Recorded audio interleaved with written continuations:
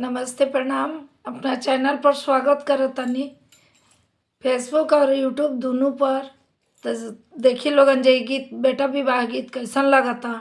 अगर अच्छा लगे तो लाइक शेयर सब्सक्राइब करे। अगर शेयर भी कैल करी लोगन, शेयर नहीं खे होत। प्यारा प्यारा से कमेंट करके ज़रूर बताएं जे कहाँ कहाँ से रोरा लोग इन्हें वीडियो देखा तानी। तो वीडियो कहाँ से देखा तानी कमेंट करके ज़रूर बताएं। आ गीत सुन ली जे कैसन लागता। अभी लगन के दिन बा तो बढ़िया बढ़िया गीत गावही के बा। आ सुनी लोगन, अपना अपना घर भी गाई लोगन। तो आई सुनी के ही जैसा जेले बराबरियतिया के ही ऐसा जले बरिया के ही ऐसा जले बरिया अरे के ही जैसा जले हरि हर सुगावा सुगावा जाई है बरिया हरे कहीं जैसा जले हरि न सुगावा सुगावा जाई है बरियात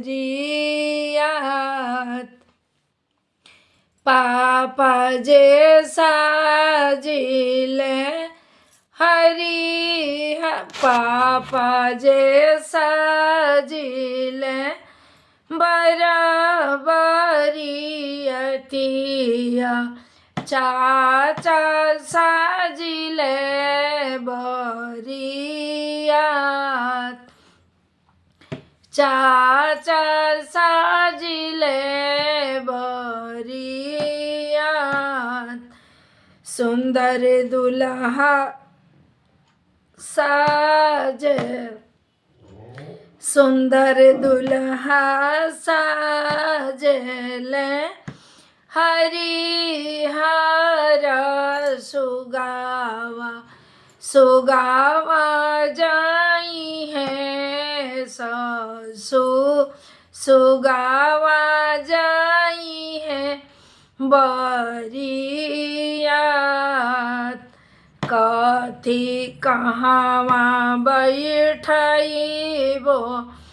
मैं जान बाजन कथी कहाँवा बैठइबो बरियात अरे कहाँवा मेरा खम कहाँवा बैठइबो मैं हरि हर सुगावा कहाँवा बैठइबो दामाद दुआरे बैठइबो बघिए बैठइबो मैं आ जाना बाजन बदुआरे बैठइबो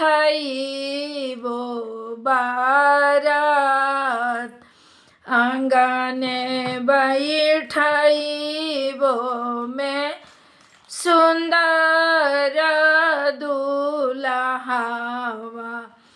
को पिजड़े बैठइबो मैं हरि हर सुगावा आंगने बैठइबो दामाद कथी दे मानाएबा आजन बाजन कथी दे मानाए बरियात अरे कथी देई मानाए बा सुन कथी देई मानाए बा हरिहर सुगावा कथी देई मानाइब दामन अरे रुपया दे मानाएब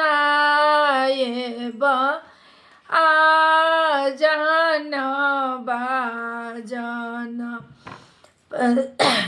भोजन दे मानाइब बरियात हरे फल दे मानाइब हरिहर सुगावा भोजन दे बेटी दे मानाइबो दामाद